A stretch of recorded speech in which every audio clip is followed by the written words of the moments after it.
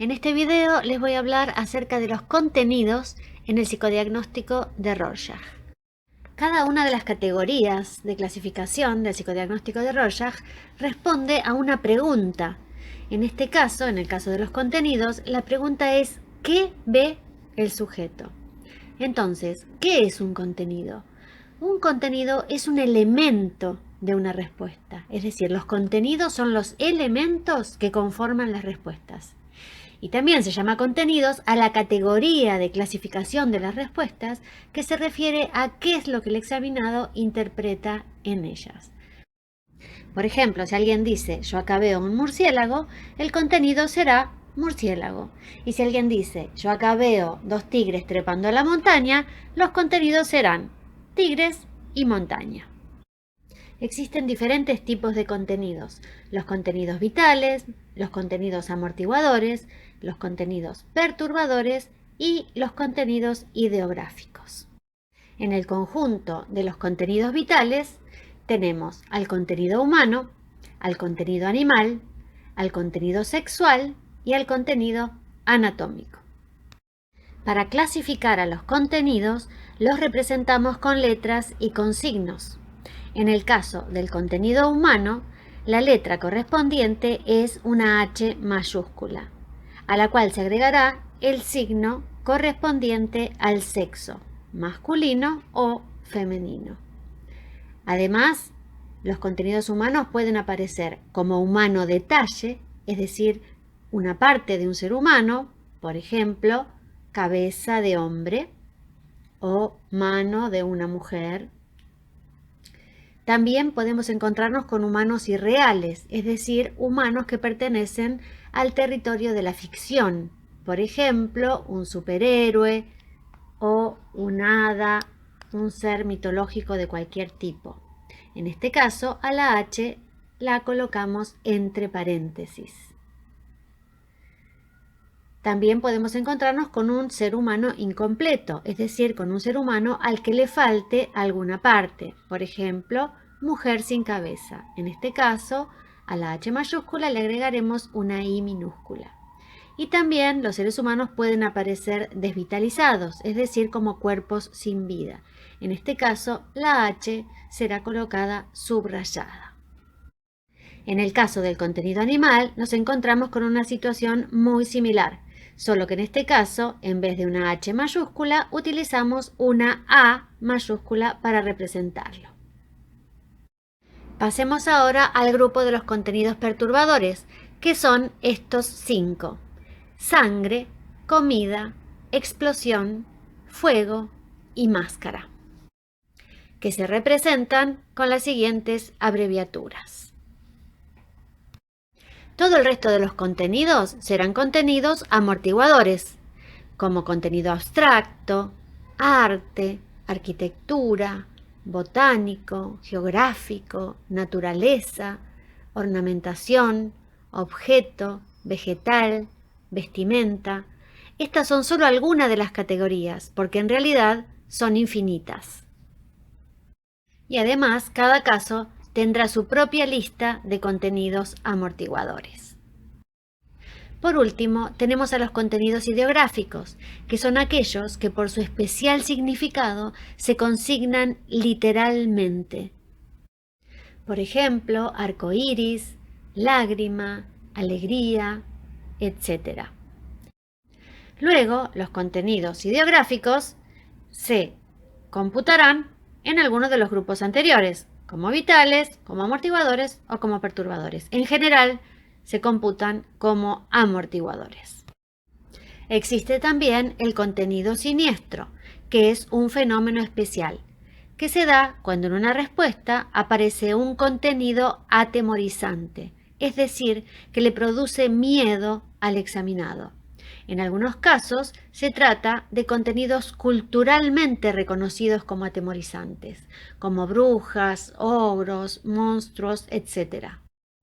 En otros casos son contenidos que, sin ser atemorizantes desde el punto de vista del consenso, de todos modos producen miedo al examinado. El fenómeno especial de contenido siniestro se consigna en la columna de observaciones como todo el resto de los fenómenos especiales. En los casos más sencillos, una respuesta tiene un solo contenido. Por ejemplo, yo acá veo un murciélago. Pero hay casos en los que encontramos dos o más contenidos en una misma respuesta. Por ejemplo, un oso agarrando un árbol. En este caso tendríamos dos contenidos, oso y árbol. Estas respuestas se llaman respuestas con contenidos múltiples. Otro caso es el de los contenidos múltiples complejos, que se da cuando un mismo contenido está compuesto por dos o más elementos en sí mismo. Por ejemplo, si yo digo, yo acá veo una estatua y en esta estatua se representa un oso apoyándose en un árbol, tenemos un solo contenido, que es la estatua, que está compuesto a su vez por dos elementos, que son el oso y el árbol. Otro caso de contenidos múltiples complejos se da en aquellas respuestas en las cuales un mismo contenido está compuesto por partes de diferentes elementos. Por ejemplo, yo puedo decir, yo acá veo un gigante con cabeza de pájaro. Entonces tengo un solo contenido que sería un ser irreal, un gigante con una cabeza de un animal, pero que tiene dos partes. Tiene una parte que sería el cuerpo de gigante y una parte que sería la cabeza de pájaro. Veamos ahora qué hacemos con los contenidos durante la administración del psicodiagnóstico de Rorschach. En la administración propiamente dicha, simplemente vamos a anotar los contenidos, porque al anotar las respuestas, por supuesto, estaremos también anotando sus contenidos. En el interrogatorio, además de las preguntas que deberemos hacer siempre, a veces tendremos que agregar algunas preguntas referidas especialmente a los contenidos. Algunos de los casos en los que tendremos que agregar estas preguntas referidas a los contenidos son cuando aparecen elementos indefinidos o contenidos genéricos, cuando el sexo de las personas no ha sido especificado, cuando aparece el contenido monstruo y cuando vemos que en el interrogatorio ha aparecido un contenido nuevo que no había sido dado antes, es decir, en la administración propiamente dicha. Veamos ahora cada uno de estos casos individualmente. Cuando aparece un elemento indefinido, por ejemplo, algo, le preguntamos al sujeto si puede decir qué es ese algo. Cuando aparece algún contenido genérico, por ejemplo, un animal, debemos preguntar de qué animal se trata. Cuando aparece un contenido nuevo, le preguntamos al examinado si a este contenido lo vio antes o lo está viendo recién ahora. Cuando aparecen las personas sin un sexo especificado, se le pregunta de qué sexo son. Y cuando aparece el contenido monstruo, le preguntamos al sujeto si considera que se trata de un monstruo animal o humano. Recordemos que en el interrogatorio también confeccionamos el localizador. Aquí vemos un ejemplo del localizador de la lámina 2, en la cual aparece el contenido osos, con sus partes señaladas, cabeza y torso con líneas como corresponde. En este otro caso vemos un localizador de la lámina 2 invertida, en la cual aparece una respuesta con dos contenidos. La respuesta es avión tirando fuego. Entonces tenemos dos contenidos, el contenido avión y el contenido fuego. Ambos serán indicados con flechas, como así también sus partes, en este caso las partes del avión. En este último ejemplo vemos un contenido múltiple complejo. La respuesta gigante con cabeza de pájaro tiene un contenido compuesto por dos partes, el cuerpo del gigante y la cabeza de pájaro. En el examen de límites deberemos intentar obtener los contenidos esperables si es que no hubieran aparecido antes. Los contenidos esperables son el contenido humano y el contenido animal.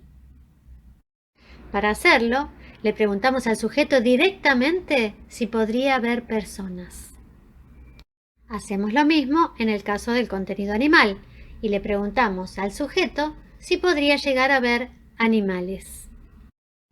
Los contenidos se clasifican en la hoja de registro en la columna correspondiente, que está dividida en dos partes, una para los contenidos principales y otra para los contenidos adicionales, que corresponden a las respuestas adicionales o pueden llegar a ser contenidos adicionales de respuestas principales. En este caso, a la respuesta 1 le corresponde el contenido animal y además se consignó el fenómeno especial de contenido siniestro en la columna de observaciones. En este otro caso, a la respuesta 10 le corresponden dos contenidos, el contenido animal y el contenido naturaleza, ambos principales.